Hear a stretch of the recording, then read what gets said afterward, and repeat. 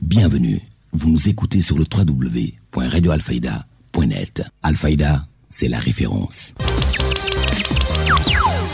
Khairé, dans la ville sainte de Touba, il est 12h00. Mesdames et messieurs, merci de la confiance renouvelée à la radio Alfayda pour vous informer. Et vous avez fait le bon choix si vous nous rejoignez dans l'actualité de ce vendredi 2 mai 2025. Nous sommes ensemble pour une demi-heure d'information sur Alfayda FM. C'est l'heure du journal, voici le sommaire. Touba a soif, une crise hydrique sans précédent. À quelques mois du grand Magal de Touba, l'organisation Retet a tiré la sonnette d'alarme et estime que cette pénurie a atteint des proportions insoupçonnées. Ngoloum, un village situé dans le département de Guinguinéo, où la crise de l'eau qui sévit ne menace pas seulement l'accès à l'eau, elle met en péril le bétail. Pour une présentation du projet de digitalisation du processus de distribution des intrants agricoles, une rencontre de partage a été tenue à Nioro-du-Rue par le préfet du département. Au Sénégal, le phénomène de vol constitue un grand frein au développement de l'élevage malgré les initiatives de ses nombreux acteurs. Sur l'internationale charte des partis politiques au Mali, la balle est désormais dans le camp du général Assimi Goïta. C'est à lui de dire ce qu'il compte faire des conclusions des discussions sur les partis politiques du pays. Et puis sport, les Lionceaux du Sénégal, champions d'Afrique en titre, entament ce vendredi leur campagne dans la 24e édition de la CAN U20 face à la République centrafricaine. La revue des quotidiens, dernière note de ce journal. Mesdames et messieurs, gardez votre confort d'écoute. Le développement, c'est juste après ceci. Le journal Serigne Moussa Kane. Qui vous dit bonjour, Sidhaj Libas Bay assure les opérations techniques. Nouvelle grosse pénurie d'eau à Touba avec la défectuosité de plusieurs forages. Les populations s'inquiètent à moins de 4 mois du Grand Magal. Des quartiers populaires qui endurent un véritable calvaire pour obtenir de l'eau potable. N'est-ce pas, Mahmoud Moustapha Mbaye? Mbacké Bari, Sant Cheikh Ibra, Bagdad, Darou Minam, Khaïra 1, Khaïra 2, une partie de Darou Marnan, Ndindi Tawfekh, Sant Kër Ibra Khoudia, Darou Tanzil, Sam, Madiana 4, Madiana 5, et une partie de Djemoul. Voilà quelques quartiers populaires de Touba qui endurent un véritable calvaire pour obtenir de l'eau potable. Cette situation de pénurie qui semblait temporairement jugulée est revenue de plus belle, aggravée par de nouvelles défaillances. L'association de dénonciation Retet révèle que le forage de Ndiouga Kébé est hors service, tout comme ceux des zones de Kerkab, défectués depuis 4 ans. 2 des 3 forages de Bagdad et celui de Darou Marnan à l'arrêt depuis 2 mois. Une quinzaine d'autres forages subissent fréquemment des baisses de débit. Récemment, le Khalife général des Mourides avait alerté Ofor, Mahou Rahmati, Touba Tchakanam et la mairie de Touba sur les risques d'une crise de l'eau imminente. Il leur avait ordonné d'agir rapidement pour identifier les causes des problèmes et y apporter les solutions. Dans une vidéo, une certaine Ndeysek, présentée comme membre de Mahou Rahmati, a annoncé que du matériel était prêt pour des travaux. Elle a assuré que Darou Marnan et FKB bénéficieraient bientôt de nouveaux forages et que la colonne d'eau de Bagdad, source des pénuries locales, serait rétablie. Elle a invoqué la chaleur pour expliquer les baisses de débit, tout en encourageant les habitants à stocker de l'eau dans des récipients. Des propos intégralement démentis par Murtala Gaye de Retet, qui qualifie la situation d'extrêmement complexe. Mamadou Moustapha Mbaye, Touba, Alfayda FM. Mamadou Moustapha Mbaye, crise d'eau. L'humanité a-t-elle soif? Ngoloum, dans le département de Guinguinéo, le village est confronté à un véritable problème d'eau dû à la panne récurrente du forage. Une situation qui perdure selon Tamsir Bahoum, habitant de cette localité. Depuis la fête de Korité, ce village de Ngoloum, notre très cher village, est confronté à un problème d'eau dû à la panne récurrente du forage. Et on ne l'apprend à personne. Vous savez que l'État du Sénégal avait en tout cas donner la gestion des forages ruraux à Flex'Eau pour l'exploitation. Mais il faut le dire, depuis quelque temps quand même, nous avons vu que Flex'Eau n'est pas en mesure d'investir, mais il ne fait que collecter des ressources. Et donc de ce point de vue, nous-mêmes nous avons eu à interpeller la Flex'Eau. Et la Flex'Eau est intervenue à 3 reprises avec, en tout cas en amenant des pompes de secours. Mais cela ne réglait pas le problème. Fréquemment, le forage tombait en panne. C'est la raison pour laquelle, depuis l'autre autre semaine, le forage est complètement tombé en panne et nous-mêmes nous avions saisi des amis qui sont dans le secteur, qui par leur intermédiaire ont pu saisir les autorités de l'OFOR, le directeur, que nous saluons au passage pour ses efforts et son écoute. Et nous avons aussi saisi le commissariat de la BMS de Kaolack pour tenir informé. Nous avons informé les autorités. Mais depuis lors, quand même, il faut dire que la situation perdure et que les populations continuent à souffrir. Avant-hier, il y a de cela 3 jours, vers le mercredi, alors nous avons été interpellés en tant que fils de Ngouroum, nos mamans, nos épouses, nos enfants, les populations de Ngouroum, en tout cas nous ont interpellés pour nous demander qu'est-ce qu'on pourrait faire. Et c'est à ce niveau que nous avions saisi la Flexo, mais la Flexo, dans sa réponse, nous dit que c'est la Sénélec qui a endommagé leurs machines, qui a fait que beaucoup de leurs machines sont tombées en panne et que la Flexo n'avait plus de stock au niveau de leurs magasins. Et aussi, l'État leur devait beaucoup d'argent. Face à cette situation, la Flexo ne pouvait pas réagir de façon urgente pour la situation de Ngouroum. Et hier même, le directeur de l'OFOR nous a demandé, en attendant, d'envoyer une citerne d'eau à Ngouroum qui va faire des voyages. Malheureusement, c'était une solution pas qui pouvait régler le problème. Tamsir Bakhoum, habitant de cette localité, interpelle le chef de l'État sur cette crise qui menace directement la sécurité alimentaire. Et selon lui, un camion de citerne ne suffit pas pour Ngouroum qui compte plus de 60 000 habitants. Le village de Ngouroum va faire 8 000 et quelques habitants. Et donc, ces questions de citerne ne pouvaient pas régler la situation. Et aujourd'hui, on nous dit, d'après nos amis, que le directeur de l'OFOR dit qu'ils ont pu trouver une pompe. Oui, c'est bon, nous avons apprécié cet acte. Mais aujourd'hui, trouver une pompe et aller aider la population de Ngouroum, vraiment, c'est deux choses différentes. C'est la raison pour laquelle nous interpellons le président de la République, que nous connaissons avant qu'il n'accède au pouvoir. Nous interpellons le Premier ministre Ousmane Sonko, que nous connaissons parce que nous l'avons défendu, nous l'avons appuyé dans la politique. Et je le dis à titre d'exemple, depuis des élections présidentielles et locales, les régimes en place avaient gagné Ngouroum, c'est grâce à la mobilisation que nous avions faite. Face à cette situation, je pense que ces autorités n'ont pas le droit de fermer leurs portes, de ne pas pouvoir écouter cette population qui est désastreusement affectée et qui aujourd'hui, avec une zone agricole, avec une zone d'élevage, où nous avons des cheptels, nous avons des troupeaux, nous avons tous ces animaux qu'il faut abreuver, avec nos populations, on ne peut plus rester dans cette situation. C'est la raison pour laquelle nous le disons à qui vont l'entendre. Ngouroum ne mérite pas ce qu'il est en train de vivre et les populations de Ngouroum ne méritent pas ce qu'ils sont en train de vivre à ce moment-là. Nous disons au secours, Monsieur le Président de la République, Monsieur le Premier ministre, Monsieur le ministre de l'Énergie, Birame Souleye Diop, nous vous disons que Ngouroum, dans le département de Guinguinéo, ne mérite pas ce sort. Ngouroum n'est pas un petit village. Comparé, Ngouroum serait l'un des 4 plus grands villages du Sénégal. Et aujourd'hui, cette population est en train de souffrir de la plus profonde souffrance, mais avec dignité. Aujourd'hui, des charrettes qui sont effrétées pour aller vers 2 km, 3 km, 5 km, vers Ndiago, vers Mbos, vers Madjeri, vers d'autres contrées pour aller chercher de l'eau. L'État du Sénégal doit aller dans le sens de comprendre que le forage de Ngouroum qui a été construit vers les années 98, qui en fait n'a pas une capacité de revitaliser cette population. Ngouroum mérite d'avoir un deuxième forage d'une capacité volumineuse qui pourra permettre de prendre en charge l'approvisionnement en eau correcte. C'est une urgence que le gouvernement cherche, qu'ils ont l'urgence d'aider nos populations. L'actualité régionale, nationale, c'est sur Alfayda FM 90.1. Si vous nous rejoignez dans l'actualité de ce vendredi 2 mai 2025, l'info se poursuit sur le www.radioalfayda.net.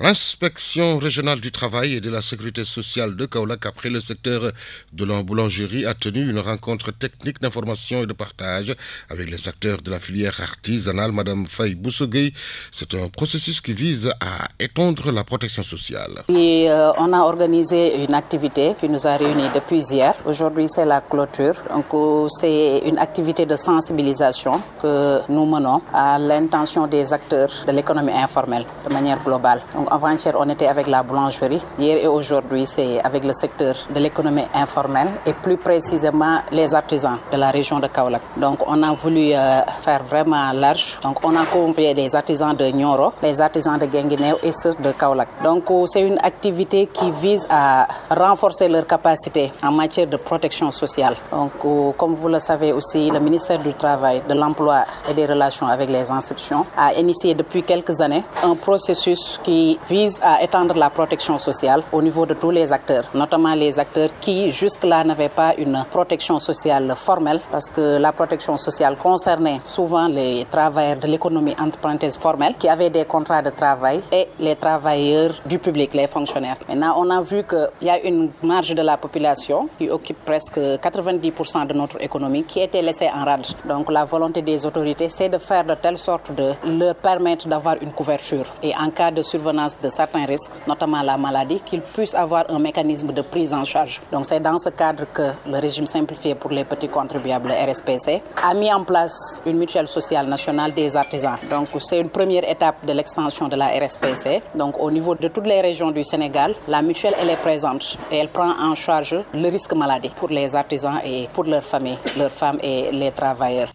Lors de cette rencontre, l'inspectrice du travail est revenue sur l'adhésion des acteurs à la mutuelle qui était tout simplement une incompréhension selon elle. Elle a eu une adhésion massive de tous les artisans de la région. Réécoutons Mme Faye Boussougué, toujours au micro de Cheikh Tidiane Diagne. Les problèmes qui ont été soulevés concernent entre autres la non-compréhension du dispositif. Donc on a vu que certes, ils étaient intéressés, mais ils ne savaient pas les canaux par lesquels ils pouvaient passer peut-être pour adhérer à la mutuelle. D'où la nécessité de les convier aujourd'hui et les rencontres ont pu déceler que vraiment c'était plus une question d'incompréhension que vraiment une volonté de ne pas adhérer à cette mutuelle parce que la présentation de tout à l'heure va le démontrer. Donc c'est un procédé qui est vraiment digeste, en tout cas qui est très léger, qui leur permet d'adhérer et de faire adhérer également les membres de leur famille. Les attentes, c'est dans un premier temps une adhésion massive vraiment de tous les artisans de la région parce que c'est vrai que Kaolack a fait des efforts par rapport aux autres mutuelles nationales. Mais vraiment, nous envisageons au sortir de cette rencontre que vraiment la mutuelle ait un taux d'adhésion vraiment très satisfaisant et que également aussi les prises en charge peuvent être améliorées et que vraiment toute personne qui veut bénéficier de cette mutuelle-là puisse l'avoir à proximité. Là aussi, ça fait partie des challenges de la mutuelle. On doit faire de telle sorte que vraiment tous les artisans aient à leur disposition une pharmacie, une structure de santé agréée par la mutuelle pour vraiment pouvoir bénéficier des avantages offerts. Madame Faye Boussougué qui réagissait au micro de Cheikh Tidiane Diagne. Un événement qui s'est déroulé en collaboration avec la branche technique de la coopération allemande GIZ, le PCA national de la mutuelle des artisans du Sénégal, Hassan Gueye, sur la protection sociale. Oui, aujourd'hui, avant de parler de cette rencontre, on doit commencer par les remerciements. On remercie notre représentant au niveau du CEA, M. Ablaye Diankhe, qui a fait tout pour que cette rencontre ait lieu avec le soutien de la GIZ, un de nos partenaires techniques et financiers qui, depuis 2021, nous accompagne pour la mise en place vraiment de la mutuelle sociale nationale des artisans du Sénégal à travers, comme l'a dit tout de suite l'inspectrice, dans une réforme qui s'appelle le régime simplifié pour le petit contribuable. Donc, on est là aujourd'hui pour rencontrer nos pères artisans, leur expliquer non seulement ce que c'est que la protection sociale, mais aussi leur expliquer les avantages et aussi l'appartenance au niveau de notre secteur, le secteur de l'artisanat, parce que l'État a mis en place cette mutuelle. Donc, la mutuelle nous appartient. C'est tout à fait normal qu'on vienne discuter avec eux pour leur exposer la mutuelle et leur dire les avantages et les bienfaits de cette mutuelle. Bon, évidemment, nous attendons que non seulement les artisans puissent s'approprier de la mutuelle, mais rentrer en masse avec leur famille. Si on parle aujourd'hui de famille, on parle de la famille biologique, mais aussi de la famille professionnelle. Donc la mutuelle, c'est pour l'artisan, soit homme ou femme, c'est pour l'artisan, c'est lui qui est l'adhérent. Maintenant, il peut supporter jusqu'à X personnes, mais chaque personne qui rentre doit cotiser 3 500 pour un an. Et voilà, nous avons aussi sur ça 2 paquets. Il y a un paquet de base et un paquet spécifique. Il y a un paquet de base de 3 500 et il y a un paquet spécifique de 15 000. Voilà, donc une fois rentré dedans, il y a beaucoup d'avantages au niveau de la santé, mais il y a aussi la protection sociale pure et dure, c'est-à-dire la retraite, les accidents de travail, la maternité de nos femmes et les allocations familiales pour nos enfants. Donc pour le moment, nous sommes dans la branche santé, mais Inch'Allah, peut-être avant la fin de l'année, on va vers vraiment les IPRES et les caisses de sécurité sociale, Inch'Allah.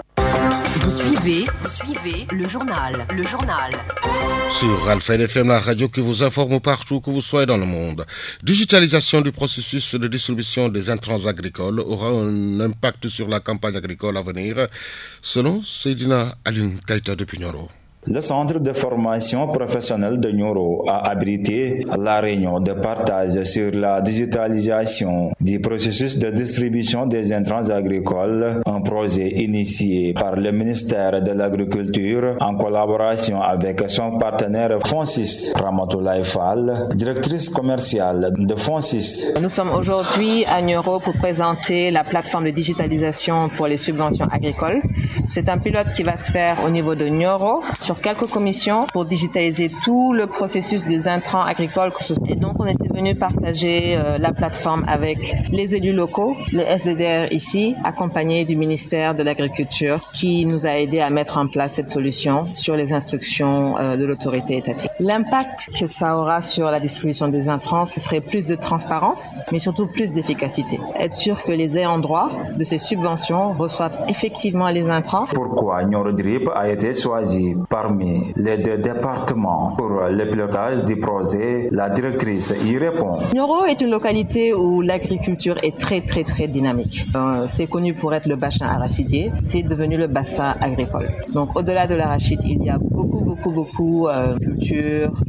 C'est une localité très importante pour nous et le faire sur 9 commissions au niveau de Nioro nous donnera des résultats probants lorsqu'on fera l'expansion au niveau national. Madame Ramatoulaye Fall se dit optimiste pour la réussite du projet car la digitalisation intéresse les autorités étatiques. Nous sommes accompagnés ici du ministère de l'Agriculture. Nous allons travailler avec les SDDR qui sont sur le terrain. Nous allons recruter aussi dans ces localités pour être sûr que les gens soient formés à la plateforme, puissent l'utiliser. Nous avons développé une solution qui répond aux difficultés du terrain de manière à ce qu'elle soit utilisable 24 heures sur 24 et qu'on puisse avoir une assistance aussi 24 heures sur 24 pour les producteurs, pour les agriculteurs en cas de souci lors de la distribution de ces subventions agricoles. Nioro du Rip, Seydina Aliou Keita pour la radio Alfayda FM. Digitalisation du processus de distribution des intrants agricoles, Seydina Aliou Keita, après avoir magnifié le projet, Guy Valentine Médon, chef service départemental de l'agriculture, affirme qu'un bon pilotage du projet dans les 9 communes incluse des comités qui seront mis en place. On se réjouit de la tenue de cette réunion convoquée par le préfet de département. Donc ça a été un souhait que nous avons reçu une délégation venue du ministère de l'Agriculture, mais aussi le partenaire technique est venu pour expliquer davantage aux différentes parties prenantes de ce processus-là de digitalisation de la distribution des intrants agricoles durant cette campagne agricole 2025-2026. Donc sous l'autorité du préfet de département, donc il y a des communications qui ont été faites, vraiment dans l'ensemble, vraiment des suggestions ont été faites, des inquiétudes ont été aussi évoquées et ça augure vraiment de lendemain meilleur par rapport à la mise en œuvre de ce projet pilote-là au niveau du département de Nioro du Rip. Donc pour ce qui est du département de Nioro du Rip, il y a 9 communes qui sont concernées, à savoir les communes de Nioro du Rip, Aouskoto, Darou Salam, Porokhane, Medina Sabakh, Kayemor, Wack Ngouna, Keur Maba Diakhou et Ndramé Escale. Tous les acteurs au niveau de ces 9 communes-là sont impliqués dès le début par rapport à la mise en œuvre de cette phase du projet. L'une des premières sollicitations a été le renforcement de capacité et cette rencontre-là participe à ce renforcement de capacité-là. Il y a aussi d'autres rencontres qui sont prévues au niveau de chaque arrondissement. Donc il y a 3 CLD qui seront tenus sous l'autorité des sous-préfets. Maintenant, l'utilisation même et l'accès même de cette plateforme-là nécessite aussi d'autres renforcements de capacité que les participants ont évoqués au cours de cette réunion-là, des phases de formation, mais aussi de recrutement pour l'accès et aussi le partage des informations issues de cette plateforme-là. Vous suivez le journal. Sur Radio Alfayda à Kaolack. 12h18 à Nyolanema, l'actualité se poursuit sur les www.radioalfayda.net. Un atelier axé sur le meilleur contrôle de la peste des petits ruminants a été organisé dans le Fouladou par le CIRAD en partenariat avec AVSF et le service de l'élevage qui ont pris part à la rencontre dont l'objectif est de recueillir la perception de toutes les parties prenantes. Alexis de la Blugis, chercheur en économie et de la santé CIRAD, au micro de Babacar Diouf. Cet atelier vise à comprendre les obstacles à un meilleur contrôle de la peste des petits ruminants dans la zone de Vélingara, en Casamance, au Sénégal. Donc, de telle manière à pouvoir informer les stratégies nationales de lutte contre la maladie. Nous travaillons en particulier dans le cadre du projet Speedvac qui finance cette mission sur le développement de vaccins et de meilleures stratégies vaccinales adaptées aux besoins des éleveurs de petits ruminants au Sénégal. Ouais, le Speedvac, c'est un projet de l'Union européenne qui travaille sur le développement des vaccins et de tests diagnostiques contre 3 maladies phares qui affectent le bétail à un niveau international, qui sont, à part la peste des petits ruminants, qui est une problématique majeure de l'Afrique subsaharienne, la fièvre afteuse et la peste équine. Et bien en fait, l'objectif c'était de recueillir la perception de toutes les parties prenantes essentielles qui contribuent à la lutte contre la peste des petits ruminants et donc à l'effort collectif du Sénégal pour arriver à l'éradication de cette maladie. Il est important d'avoir les opinions et les points de vue de toutes les parties prenantes, y compris les acteurs privés, publics, les hommes, les femmes, ainsi que également des journalistes et les éleveurs, aussi bien que les officiels, les vétérinaires, les agents de l'État.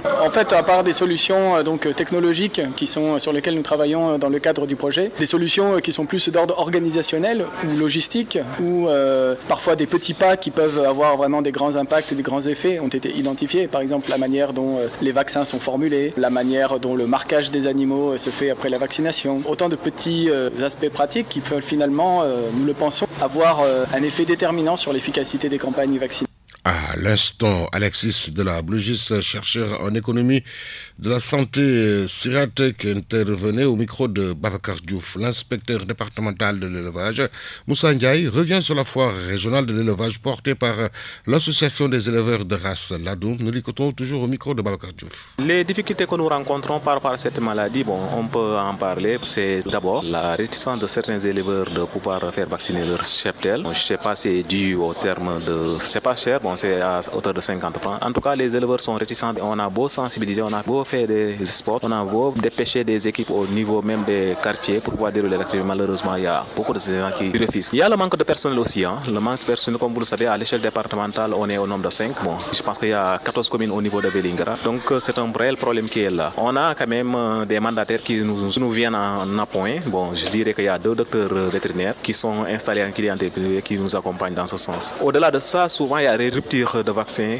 souvent ça freine un peu l'activité. Le fait de démarrer à un moment donné et on constate cette rupture, ça n'encourage pas, finalement ça crée aussi des problèmes par rapport à ça. Oui, des pistes de solutions. Par rapport à ça, c'est revoir l'agenda. Je dirais que l'agenda par rapport au calendrier vaccinal, parce que comme vous le savez, la zone sud, c'est une zone particulière comparée aux zones nord. Les gens ont tendance à faire la vaccination à des périodes bien particulières. Au-delà de ces périodes, les gens risquent de laisser leurs animaux en divagation, ce qui n'encourage pas la vaccination. Donc il faudra bien planifier et essayer de démarrer très tôt, comme on l'a si bien dit lors de notre atelier, démarrer au courant du mois d'octobre jusqu'à janvier. Je pense que ça pourra régler le problème de divagation des animaux et ça va permettre aux propriétaires d'être sur place, de les trouver sur place pour pouvoir dérouler l'activité correctement. Et au-delà de ça, prendre une batterie de mesures, c'est de niveau central et au niveau de la base, inviter tous les acteurs en quelque sorte pour pouvoir apporter leur retouche pour pouvoir régler ce problème du point de vue sensibilisation, du point de vue accompagnement, la collectivité attendue, du point de vue organisationnel, les organisations d'éleveurs aussi sont attendues pour pouvoir sensibiliser davantage leurs parents d'éleveurs aussi, parce que ce sont des professionnels qui sont là, qui devaient être quand même jouer le jeu quand même pour pouvoir régler ce problème de réticence. Et même la presse, ce que vous êtes en train de faire, ça va entrer dans ce sens. La sensibilisation, on ne peut pas sensibiliser sans laisser en rade la presse. Donc tout ça là, c'est des solutions que nous ne serait-ce qu'aussi essayer de subventionner. Si l'État parvient à subventionner, il subventionne, l'État subventionne la campagne en tant que telle. Mais pour la prise en charge, les frais de motivation pour les auxiliaires, on va essayer de voir comment accompagner dans ce sens pour pouvoir quand même apporter plus de solutions. À l'instant, l'inspecteur départemental de l'élevage Moussa Ndiaye. Pendant 3 jours, les éleveurs de Ras Ladoum ont exposé leur bétail afin de montrer de l'importance de leurs activités. Le gouverneur adjoint chargé du développement, Bonaventure Kalamo, au micro de Papa Kajili Badji. C'est une foire qui est extrêmement importante dans la vie de la région de Kolda. Parce que qui dit Kolda, qui dit Fuladu, dit agriculture et élevage. Ce sont les 2 grands secteurs qui portent l'économie de la région. Et donc, cela fait un peu plus d'1 mois que j'ai reçu une délégation de l'association des éleveurs de Ras Ladoum, conduite également par le secrétaire général M. Fleur. 1 mois avant, ils sont venus me rendre visite à la gouvernance pour nous présenter le projet d'organisation de cette foire. Aujourd'hui, cette foire est une réalité. Aujourd'hui, c'est le jour du lancement. Que moi, je vais au-delà de la Ras Ladoum. Je parle de l'élevage avec grand E, des ovins, des bovins, des caprins. C'est une activité économique qui peut nous aider à créer de l'emploi. Parce que l'élevage, c'est tout un système. C'est la production de viande, c'est aussi la production de lait, mais c'est également la production d'articles dérivés, le cuir par exemple. Et pour une région comme Kolda, qui est minée par la pauvreté, par le chômage, par le fléau de l'immigration clandestine, accompagner la direction régionale de l'élevage et des structures comme l'association des éleveurs de Ras Ladoum, qui ont également pour but de participer au développement de la région de Kolda. Pour nous, représentants de l'État du Sénégal, c'est un devoir, parce que vous le savez, les nouvelles autorités nous ont instruit de nous orienter vers la souveraineté alimentaire. La souveraineté alimentaire, c'est la souveraineté dans le secteur de l'agriculture, mais dans également le secteur de l'élevage. Et c'est ce qui motive notre présence ici, que le président de la République nous demande d'encourager toute structure, aussi bien privée que publique, et qui participe activement dans l'atteinte de cet objectif-là, qui fait partie de la nouvelle vision politique du Sénégal, qui a pour objectif de nous conduire vers le développement, qui est notre agenda national 2050. Et donc, je le répète encore une fois, accompagner l'agriculture, c'est accompagner la création d'emplois, c'est permettre à des jeunes de pouvoir trouver leur vocation dans l'élevage. Nous avons vu beaucoup de jeunes ici présents et c'est quelque chose que nous saluons. À l'instant, le gouverneur adjoint chargé du développement, bienvenue Kalamo, au micro de Papa Kajili Badji.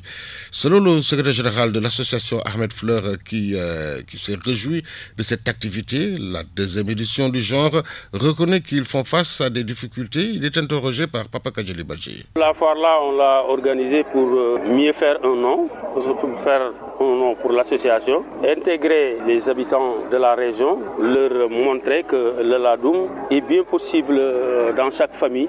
Et l'importance du Ladoum aussi, je crois que ça a participé du fait que nous avons organisé cette foire, parce que le Ladoum, c'est un animal bien choisi qui peut te donner beaucoup de faveurs en matière de lait, en matière de viande et en matière d'argent. C'est ce que nous voulons faire savoir toute la population de la région de Kolda. Sa particularité, qu'est-ce qu'il faudrait pour entrer dans cet élevage de Ladoum? Pour entrer, c'est une volonté, c'est uniquement une volonté. Il faut avoir le courage d'y entrer et de faire des résultats. Bon, ce qui gangrène notre travail, pratiquement, peut-être qu'il y a la cherté de l'aliment, il y a le climat aussi qui défavorise un peu la croissance des animaux en période de chaleur. Par ça, il n'y a pas autre chose. C'est une option. Celui qui élève, il est obligé de l'entretenir, de faire des efforts pour bien les entretenir. On peut attendre une aide, on est un peu optimiste sur ça, peut-être demain. Moi, j'ai commencé en 2004. Jusqu'à présent, j'ai jamais vu un membre du gouvernement ou d'un projet ou bien d'une ONG venir m'aider. Mais si on avait cette aide aussi, ça allait nous arranger. Parce que franchement, on a souvent des problèmes de les loger, on a des problèmes d'alimentation, on a des problèmes de soins aussi, quoi. Voilà. À la sécurité, on est obligé de se débrouiller seul. On cherche des chiens de garde, les malinois, les bulldogs, les bergers allemands. Ensuite, on va construire dur et bien fermé. L'actualité sur Alfayda FM. 12h26 à Tchofak Bambara. De plus en plus de personnes poursuivies pour vol portant sur du bétail sont jugées en correctionnel mercredi lors de l'audience des flagrants délits du tribunal de grande instance de Kaolack. Des peines allant d'un an à 3 mois en passant par 2 ans d'emprisonnement ont été prononcées par la juridiction. La chronique avec Nefatou Cissé. Le vol de bétail est un phénomène qui continue de sévir, surtout en zone rurale, au moment où acteurs concernés et autorités de tutelle alertent sur les conséquences de cette cette pratique délictuelle qui ne cesse de porter atteinte à beaucoup de choses précises. Des chiffres font état de la perte par an chez les éleveurs de 2 milliards de francs CFA, soit en moyenne 22 000 à 30 000 têtes de bétail. Dans le Saloum, le vol de bétail constitue un fléau persistant aux grandes dames des éleveurs. Beaucoup de facteurs sont à diagnostiquer dans un contexte où une répression plus accentuée est sans cesse sollicitée par les victimes. Avant-hier, mercredi, à l'audience des flagrants délits du TGI de Kaolack où au moins 18 dossiers ont été examinés, la juridiction s'est penchée sur un rôle dont l'essentiel concernait le vol dont celui portant sur du bétail, en passant par le recel et l'abattage clandestin. Des peines fermes, 2 ans d'emprisonnement pour recel et 3 mois avec le paiement de dommages et intérêts, ainsi que 2 ans d'emprisonnement ferme ont été prononcés à l'encontre de prévenus après que le tribunal les a déclarés coupables ou après qu'ils aient bénéficié d'une disqualification. Des actes de violence, voire de fait, coups et blessures volontaires demeurent également des fléaux qui gangrènent la société, de même que l'activité de vente de chanvre indien. Un conducteur de moto Jakarta arrêté avec 6 kg du produit prohibé et qui a contesté les accusations qui lui valent ses déboires judiciaires connaîtra la décision de la justice le concernant le 7 mai prochain. La drogue, source de nombreux problèmes dans la société, malgré l'interdiction liée à son usage et la vente, continue d'avoir la cote chez certaines personnes. Lors de cette audience des flagrants délits, des sanctions pénales de 6 mois et 2 ans ont été prononcées à l'encontre de prévenus pour détention de chanvre indien en vue d'une consommation personnelle ou pour l'offre ou cession. Une chronique signée Ndeye Fatou Sissé. Revenez-nous vers la fin de cette édition pour les besoins de la revue de quotidien. Actualité internationale. Sur l'international charte des partis politiques au Mali, la balle est désormais dans le camp du général Assimi Goïta. C'est à lui de dire ce qu'il compte faire des conclusions des discussions sur les partis politiques dans le pays. Au Mali, fin des discussions sur l'avenir des partis politiques, des discussions boycottées par la plupart des formations du pays. Les délégués présents, eux, ont publié des recommandations, parmi elles la dissolution des partis politiques maliens et l'installation du général Assimi Goïta à la présidence de la République pour les 5 ans à venir, sans élection donc, et cela fait plusieurs semaines que de nombreuses voix de la scène politique malienne dénoncent une mise en scène destinée à mettre un terme au multiparti. Actualité internationale. Au Soudan, malgré la guerre, le nombre de déplacés internes diminue depuis décembre 2024. L'Organisation internationale des migrations a noté une baisse de près de 2,5% due au retour de certains déplacés. Près de 400 000 d'entre eux sont rentrés chez eux dans les États d'Al Jazeera, Sennar et Khartoum. Dans la capitale, justement, récupérée fin mars par l'armée, ceux qui reviennent retrouvent bien souvent leur maison en ruine. Actualité internationale. L'enlèvement au Niger de 5 ressortissants indiens. Le rapt a eu lieu le 25 avril dernier dans la région de Tillabéri, mais on ne l'a appris que lundi. 12 soldats nigériens ont été tués au cours de cet enlèvement. Ces techniciens et ingénieurs indiens travaillaient pour la construction du barrage de Kandadji. Actualité internationale. Le président congolais Félix Tshisekedi, lui, s'est montré confiant 4 jours après la signature à Washington d'une déclaration de principe entre la RDC et le Rwanda. Le président Félix Tshisekedi a salué une avancée majeure sur le chemin de la paix hier à Kinshasa lors d'une conférence de presse. Actualité internationale. En République centrafricaine, une plainte a été déposée contre le chef d'état-major de l'armée centrafricaine, le général Zéphirin Mamadou. À l'origine de cette plainte, l'Observatoire pour la gouvernance démocratique en Centrafrique, une organisation de la société civile qui accuse l'officier de complicité et crimes contre l'humanité après la diffusion il y a 2 semaines de 2 vidéos sur les réseaux sociaux, vidéos dans lesquelles on peut voir des militaires centrafricains infliger des sévices à des civils, dont des femmes allaitantes dans des chantiers miniers. Cette situation continue de susciter des vagues de réactions dans le pays, comme celle d'Élisée Nguemale, le coordinateur de l'Observatoire pour la gouvernance démocratique. Actualité internationale. La Guinée a passé hier son examen périodique universel devant le Conseil des droits de l'homme de l'ONU à Genève. Cet examen organisé tous les 4 ans évalue l'évolution de la situation des droits humains dans le pays. Le ministre guinéen de la Justice a ainsi présenté son rapport d'un propos liminaire. Puis c'était aux délégués de la 40aine d'États membres du Conseil de poser leurs questions ou d'exprimer leur inquiétude au sujet des violations des droits humains auxquelles le ministre a répondu. Actualité internationale.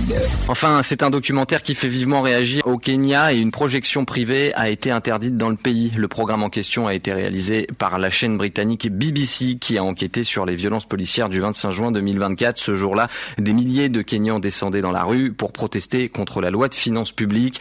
Les forces de l'ordre ont alors répondu avec une extrême violence. Plusieurs morts à déplorer. La BBC, elle, pointe du doigt le rôle des forces de l'ordre. Actualité internationale. Et sport.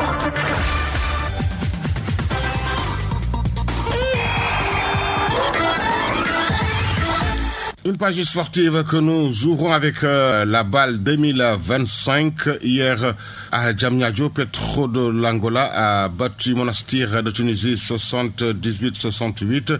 AS Ville de Dakar perd après prolongation devant Curiostar 92-95. Handball avec la deuxième journée chez les dames. Diamono a battu Saltigué 36-23. Duc perd devant Dissau 30-34. Chez les hommes, US Gorée s'incline devant Olympique de Diourbel 24-31. Asfa bat Saltigué 36-23. Parlons à présent de beach soccer avec la Coupe du Monde qui a débuté hier à Seychelles. Guatemala a été battu par le Japon 6-2. Mauritanie s'incline devant Iran 5-4. Seychelles s'incline devant Biélorussie 6-3. Portugal écrase Paraguay 11-9. Ce soir, Italie-Oman, Chili-Tahiti, Brésil-Salvador, Espagne-Sénégal à 16h30. CAN U20 qui se déroule actuellement en Égypte. Hier, le Nigeria a battu la Tunisie 1-0. Kenyon s'incline devant le Maroc 2-3. Ce soir à 15h, Sénégal, République centrafricaine. RDC Congo joue Ghana à 16h. Demi-finale Ligue Europa, Atlético Bilbao s'incline lourdement devant Man United 3-0.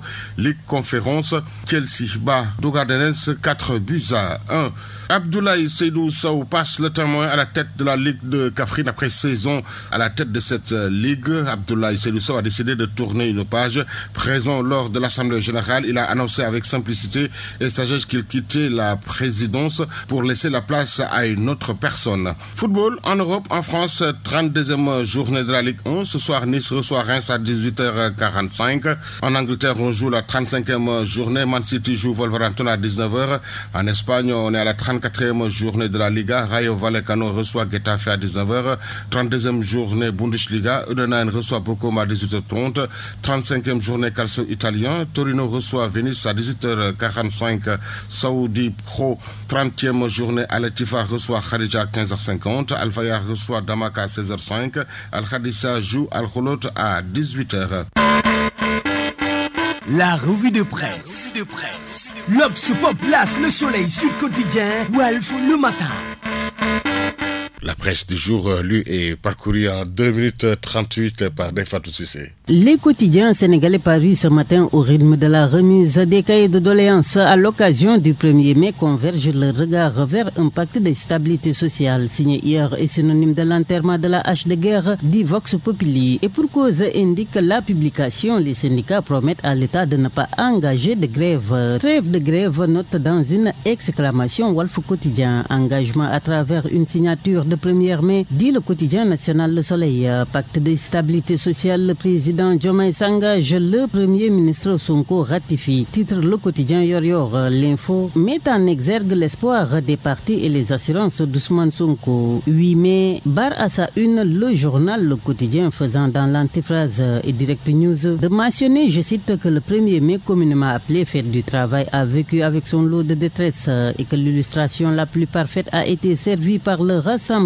des travailleurs licenciés du Sénégal qui ont brandi un cercueil symbolique pour illustrer selon leurs mots. Relève la publication la mort certaine de ceux qui ont été injustement traités. Dans le monde du travail, négociation tripartite entre gouvernement, syndicats des travailleurs et les associations d'employeurs, écrit la Tribune. Le journal à sa une parle d'un pacte de la trahison, déclarant à ce propos que les syndicats poignardent les travailleurs licenciés. Les cœurs n'étaient pas à la fête alerte, titre de son côté, enquête.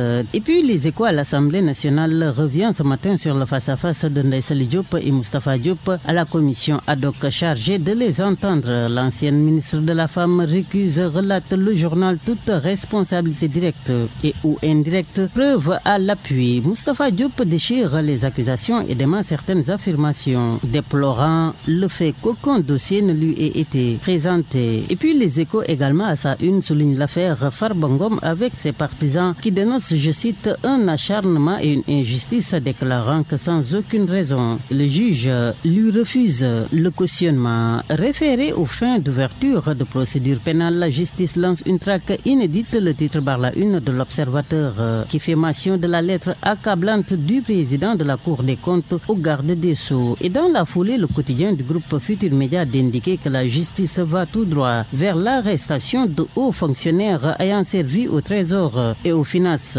Sport, Beach Soccer Mondial 2025, première journée. Le Sénégal défie l'Espagne cet après-midi à notre record.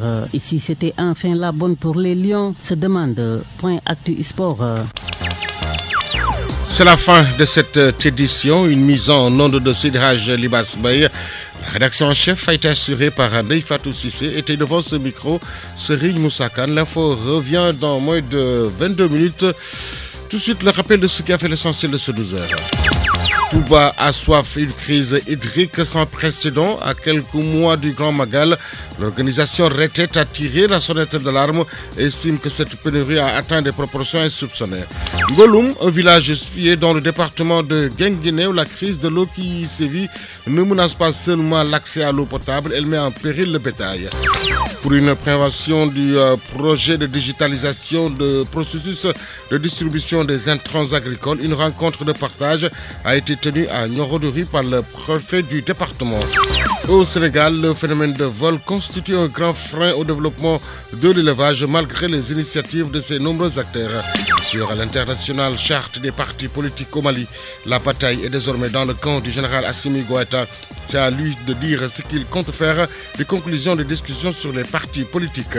Et puis sport, les Lionceaux du Sénégal, champions d'Afrique en titre, entament ce vendredi leur campagne dans la 24e édition de la CAN U20 face à la République centrafricaine. La revue des quotidiens a mis un terme à ces 12 heures. Mesdames et messieurs, merci de nous avoir accueillis. Excellente suite des programmes sur la 90.1. Le journal Serigne Moussa Kane.